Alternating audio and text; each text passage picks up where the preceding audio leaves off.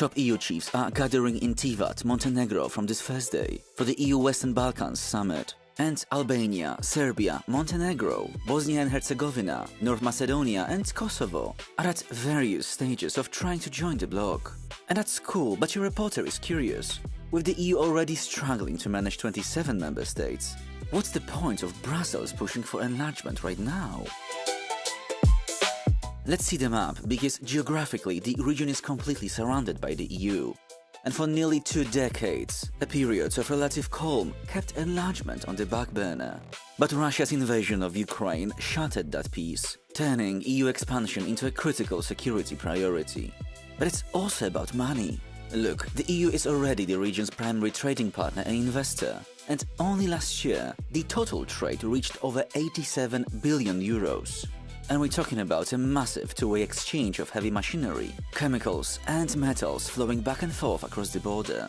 And hear me out on that. The EU exported far more than it imported, running a handsome profit.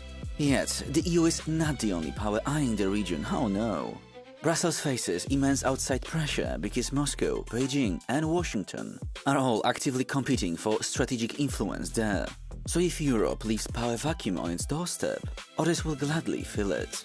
And the region has already become a new front line for geopolitical tensions. It is most visible in Serbia, where the government refuses to align with EU sanctions against Moscow.